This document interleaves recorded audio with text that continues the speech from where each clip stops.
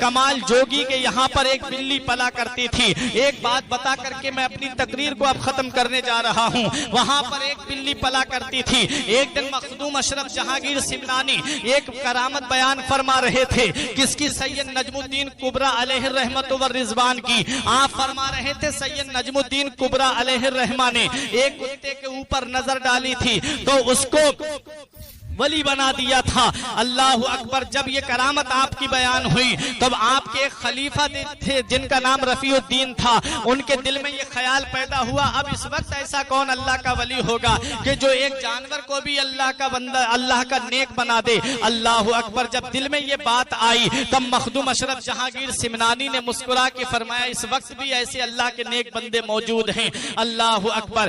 آپ وظیفہ پڑھ رہے تھے، آپ کمال جوگی کے یہاں پر تھے، وہاں ایک بلی رہا کرتی تھی اور وہ بلی چاروں طرف آپ کے گھوم رہی تھی۔ اللہ اکبر۔ وہ بلی کے اوپر جب آپ نے اپنی نظر ڈالی تو اس بلی کے اندر اتنا کمال آ جاتا ہے، اتنا کمال آ جاتا ہے کہ وہ بلی آپ کی خانقاہ شریف میں آپ کے ساتھ رہتی تھی۔ تاریخ بتاتی ہے کہ جتنے مہمان آتے خانقاہ میں وہ بلی اتنی ہی بار جا کر کے باورچی خانے میں بولتی اور باورچی اس کی بلی کی آواز کو سن کر کے سمجھ جاتا تھا کہ آج اتنے مہمان آئے ہیں۔ ایک بار 5 بار بلی بولی اور اتفاق سے مہمان 6 آئے ہوئے تھے۔ کھانا جب سامنے رکھا جاتا ہے دسترخوان پر، یہ اللہ والوں کی بارگاہ ہے کہ جہاں پر بھوکوں کو کھانا کھلایا جاتا ہے، جہاں پیاسوں کو پانی پلایا جاتا ہے۔ آج بھی بہت ساری خانقاہوں میں آپ کو لنگر ملے گا اور ایک بار بلی عادت کے مطابق بولی، لیکن جب کھانا لنگر خانے میں سے لے جا کر کے جب دسترخوان پہ رکھا جاتا ہے تب وہاں پر مہمان زیادہ نظر آتے ہیں، وہاں پر زیادہ مہمان مل جاتے ہیں۔ ایک مہمان زیادہ تھا۔ اللہ اکبر۔ مخدوم اشرف جہانگیر سمنانی سے جا کر کے خادم نے کہا حضور میں نے بلی کی آواز کو سن کر کے کھانا بنایا تھا، یہ کیا ہوا؟ آپ نے بلی کی طرف نظر ڈالی، بلی سب کے اوپر جاتی ہے، جانے کے بعد میں ایک شخص کے اوپر جا کر کے بلی پیشاب کر دیتی ہے، وہ شخص باہر جاتا ہے، اس کے بعد اندر آتا ہے۔ اب مخدوم اشرف جہانگیر سمنانی کی ولایت دیکھو۔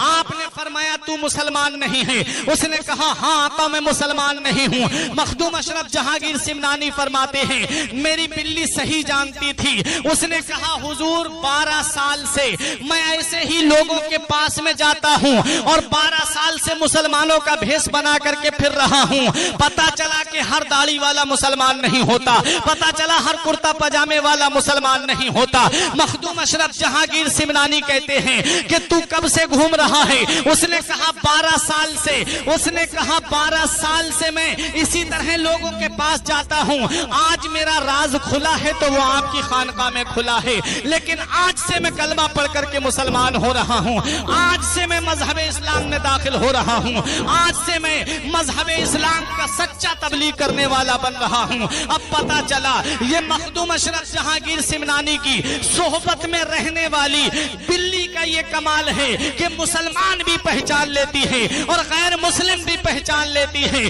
تو پتا لگاؤ کہ مخدوم اشرف جہانگیر سمنانی کی ذات کا عالم کیا ہوگا، پھر ان کے مقام کا عالم کیا ہوگا، پھر ان کے مرتبے کا عالم کیا ہوگا۔ ایک دن لنگر خانے میں دودھ گرم ہو رہا تھا اور اس دودھ کی بھاپ جا کر کے کچی چھت تھی، چھت سے جا کر کے جب اس کی بھاپ لگی اس کے اندر ایک کالا سانپ رہتا تھا اور وہ کالا سانپ اس دودھ کی دیگ میں گر جاتا ہے۔ جب اس دیگ کے اندر گر گیا اس بلی نے بہت سوچا کہ لاؤ کسی طریقے سے خادم کو بتا دیا جائے، لیکن بلی تو اپنی زبان میں بول رہی تھی۔ مخدوم اشرف جہانگیر سمنانی کا وصال ہو چکا تھا۔ اس بلی نے باورچی کے پاس جا کر کئی بار چکر لگائے، بولی، لیکن باورچی اس کی بات کا مطلب نہ سمجھ سکا، اس کی بات کا مفہوم نہ سمجھ سکا۔ اللہ اکبر۔ جب بلی نے سوچا کہ اب یہ میری بات نہیں سمجھ پا رہا ہے تب اس بلی نے اس دیگ کے اندر چھلانگ لگا دی اور اپنی جان کو قربان کر دیا اور اس دنیا سے چلی گئی۔ جب اس دودھ کو پھینکا جاتا ہے تب اس دودھ کے اندر کالا سانپ نظر آتا ہے۔